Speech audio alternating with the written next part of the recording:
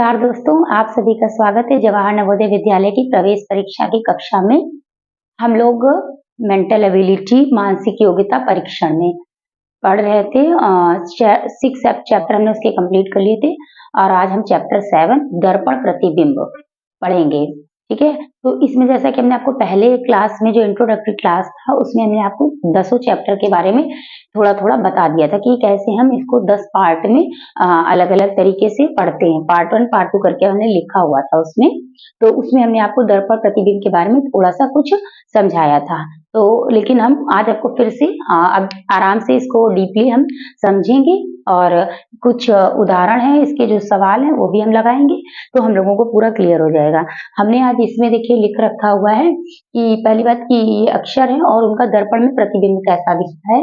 कुछ अक्षर small letters में भी है और कुछ या सभी इंग्लिश के हैं और संख्या 1 से 0 तक, यहाँ पे 9 और फिर ये 0, इसका भी दर्पण में प्रतिबिंब कैसा दिखता है ये आप लोग स्क्रीनशॉट ले सकते हैं, नोट डाउन भी कर सकते हैं जैसा आप चाहें। हमें जो समझना है वो ये समझ लेना है कि देखिए दर्पण 2 तरीके से रखा जाता है। पहली बात तो हमने आपको बता दिया था, एक लंबवत यानी लंबा और एक रखा जाता है हॉरिजॉन्टल यानी कि क्षैतिजीय रूप में।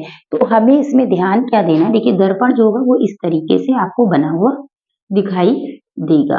ठीक है, ये एक मतलब तरफ होती है पॉलिश हो गई और एक तरफ हम उसका प्रतिबिंब देखते हैं। अच्छा, हमें दर्पण में ध्यान क्या देना, हमने आपको बताया था कि इससे ज्यादा सवाल नहीं होते हैं, मोस्टली सवाल इसी से होते हैं। जैसे कोई भी अगर फोटो चित्र कुछ भी है तो 2 प्रकार से हो सकता है, या तो दर्पण दाईं तरफ होगा, दाईं ओर, ठीक है, 2 तरफ रखा जा सकता है दर्पण दाईं ओर और या फिर इधर रखा जाएगा बाईं ओर। वैसे आपको जो अधिकांशतः सवाल दिखेंगे सभी आपको, फिर भी आप एक बार ध्यान दे लीजिएगा, लेकिन आपको दाईं ओर ही दिखेगा। जहां तक हमने जितनी बुक्स में देखा है तो मोस्टली वर्टिकल और दाईं ओर के ही उदाहरण हैं और सवाल भी हैं। तो फिर भी लेकिन हमको जान लेना चाहिए कि दर्पण दाईं ओर रखा है या बाईं ओर रखा है, ये चीज ध्यान देने वाली है। क्षैतिज रखा है या फिर लंबवत रखा है। और क्षैतिज में क्या है, दर्पण ऊपर होगा या फिर नीचे होगा, मतलब ऊपर होगा, ऊपर या नीचे, 2 तरफ रखा जा सकता है। ठीक है, तो कोई भी चीज में तो हमें ये ध्यान देना, अगर जैसे भी होगा तो उसका जो चित्र बनेगा मतलब प्रतिबिंब बनेगा दर्पण में, किसी भी चित्र में अगर नीचे दर्पण रखा जाए तो जो उसमें ऊपर चीज होगी वो कहाँ दिखाई देगी, नीचे दिखाई देगी। ठीक, जैसे कि अगर हम ये बिंदु अगर हम देखते हैं ऐसे ए, तो ये हमें कैसा दिखेगा, ऐसे दिख जाएगा। ठीक, तो इस तरीके से हो सकता है। और दूसरी बात, अगर हम बाईं और दाईं तरफ देखेंगे तो हमें ये ध्यान देना रहेगा कि बाईं तरफ से अगर अक्षर शुरू हो रहे तो वो हमें उसमें किधर से दिखेंगे, दाईं तरफ से दिखेंगे, और अगर उसमें दाईं तरफ से शुरू हो तो हमें किसमें दिखेंगे, बाईं तरफ दिखेंगे। प्लस उसका कैसा प्रतिबिंब दिखेगा मतलब उल्टा, उसमें भी हमने ये लिख दिया। हाँ, आप पहले इसकी स्क्रीनशॉट ले लीजिए, फिर हम इसको समझ लेते हैं थोड़ा। देखिए अब क्या है कि जैसे हम इसमें देख रहे हैं, देखिए A B C D E F G H I G, तो इसमें अगर हम ध्यान देंगे तो देखिए एच आई और M O T U V W X, ये जो इतने अल्फाबेट्स हैं ये उल्टे नहीं दिखाई देते हैं। मतलब उल्टे का मतलब उसमें प्रतिबिंब, लेकिन जो ये हमें वास्तविक में जैसे दिखाई देते हैं वैसा ही हमको दर्पण में दिखाई देगा। उसी तरह आप स्मॉल लेटर में भी कुछ ले सकते हैं, जैसे ये है आई है, एल है और ओ है, ठीक है, और एक्स है, डब्ल्यू है, बी है। ठीक, हाँ, बी और डी को हमें बहुत ध्यान देने की जरूरत होती है स्मॉल लेटर में, कैपिटल में नहीं, स्मॉल लेटर में। क्यों? क्योंकि जो है जो बी और डी है वो कंफ्यूजन क्रिएट करता है। मतलब आप जल्दीबाजी में, आपको जैसे ये डी लिखा हुआ आपको इधर बी दिख रहा है तो आपको तो लगता है कि सीधा सही चीज सही लिखा हुआ है, तो आप उसको करेक्ट कर दें क्योंकि आपने ऐसा बी पढ़ चुके हैं। ठीक, इसी तरीके से अगर हम इसमें आते हैं, ध्यान दीजिएगा, तो इसमें क्या है कि आपको 8 और 0 इनका प्रतिबिंब आपको सेम टू सेम वही दिखेगा। और अब आप चाहें तो इसको नोट में आप लिख सकते हैं अल्फाबेट्स के नेम, ये H I M O T U VWX ये दर्पण में उल्टा नहीं दिखाई देते हैं। और इसमें स्मॉल लेटर में लिखेंगे तो हम लिखेंगे ILOVWX, ठीक है। एक हम और देख लेते हैं ए को, ये शायद छूट गया था तो ए भी आप लिख लीजिएगा। तो ये हम नोट में करके ऐसे लिख लेंगे।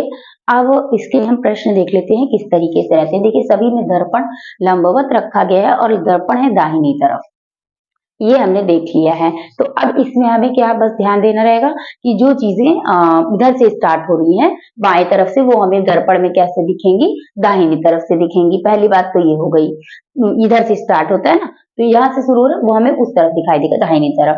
और दूसरी बात ये कि आपने उल्टे अल्फाबेट्स को ध्यान देना है कि कैसे होगा। तो देखते हैं, जैसे लिखा हुआ PUNA पूना लिखा हुआ है, तो अब ए तो वैसा ही दिखाई देगा, यू भी वैसा ही दिखाई देगा, P हमें ऐसा दिखाई देगा, U हमें ऐसा दिखेगा अपने ही जैसा, N को आपने देख रखा है कि ये हमें उल्टा दिखेगा और A वैसा ही दिखाई देगा। ठीक ऐसे ही कंफ्यूजिंग वाले ही लाते हैं। तो अब देखिए सब दिखेगा तो ऐसा, लेकिन क्या है कि ये दर्पण में रखा हुआ है दाईं तरफ, तो ये हमें उधर से दिखेगा। मतलब ये दाईं तरफ रखा है, इधर बाएं तरफ से शुरू हो रहा है तो इधर से दिखेगा। तो हम देख लेते हैं कि देखिए पहले ऑप्शन में हाँ इधर से ही है, इधर से सब में इधर से ही है, तो ये चीज हम अब नहीं देखेंगे। अब हमें क्या देखना, देखिए UA तो सब में सही होगा।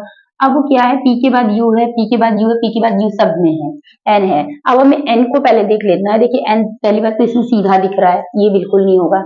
इसमें उल्टा दिख रहा है, ये हो सकता है, इसमें भी उल्टा दिख रहा है, ये दोनों में कोई भी हो सकता है। लेकिन इसमें देखेंगे जो A दिख रहा है ना, वो जो है ऐसे करके दिख रहा है उल्टा, जबकि ए क्या है, अगर हमने जो कॉन्सेप्ट में देखा था कि ए जो है दर्पण प्रतिबिंब में वैसे ही दिखता है, इसलिए ये क्या हो जाएगा, हमारा जो बी ऑप्शन है ये करेक्ट हो जाएगा।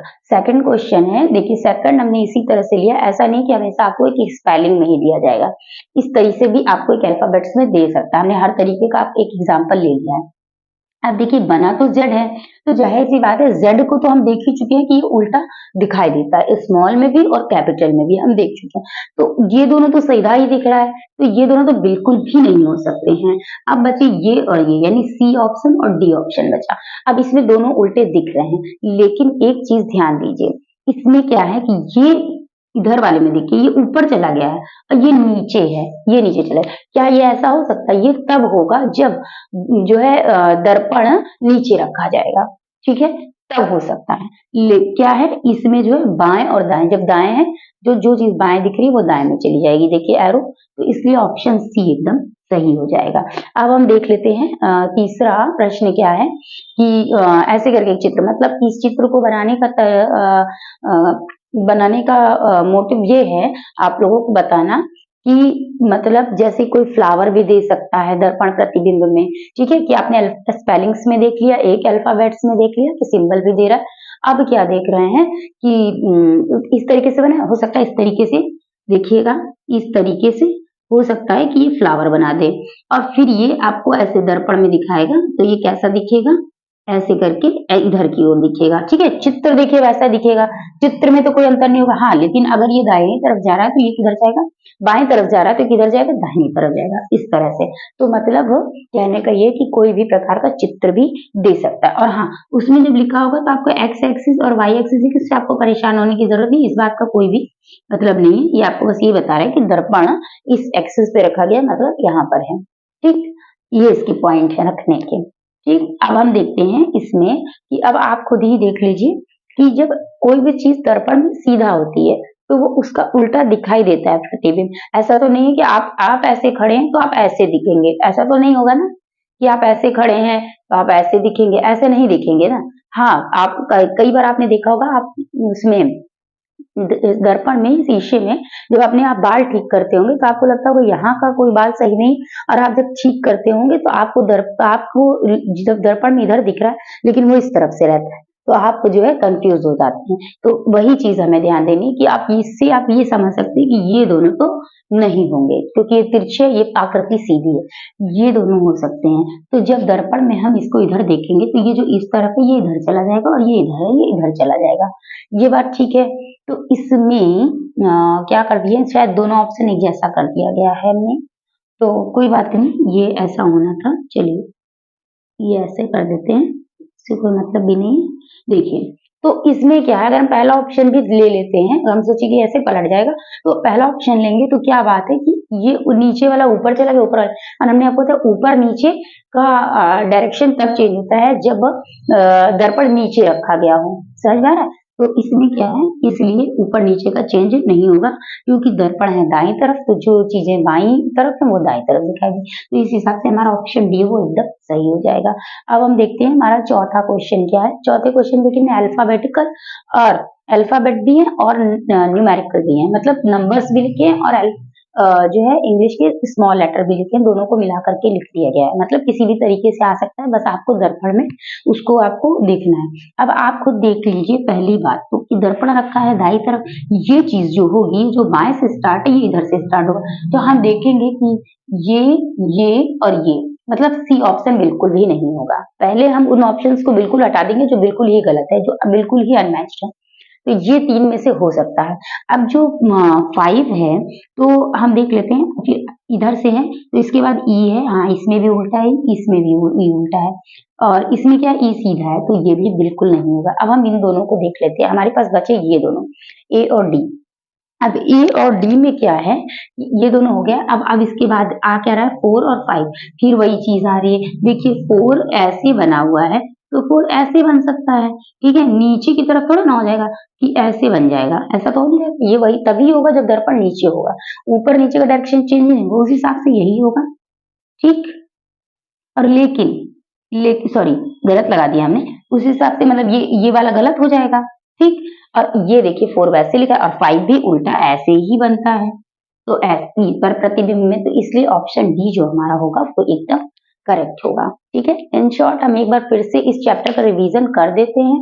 देखिए, हम लोगों को दर्पण में क्या ध्यान देने की जरूरत है कि दर्पण वर्टिकल है या हॉरिजॉन्टल, मतलब ऊपर नीचे रखा गया है या बाएं दाएं रखा गया है। उसके बाद हम इन अल्फाबेट्स को एक बार, वैसे ऐसा नहीं कि आपको एक एक अल्फाबेट याद करना है, इतना तो आप खुद भी समझ सकते हैं, लेकिन फिर भी जो जिनमें बिल्कुल भी चेंज नहीं होता उनको हम थोड़ा सा ध्यान देंगे। उसी तरीके से न्यूमेरिक में भी, ठीक। उसके बाद हम डायरेक्शन का जरूर ध्यान देंगे कि किस तरफ से बना है और हम किसमें करेंगे, किस तरह से अगर हम दर्पण प्रतिबिंब को करेंगे तो हमारा कोई भी प्रश्न गलत नहीं होगा।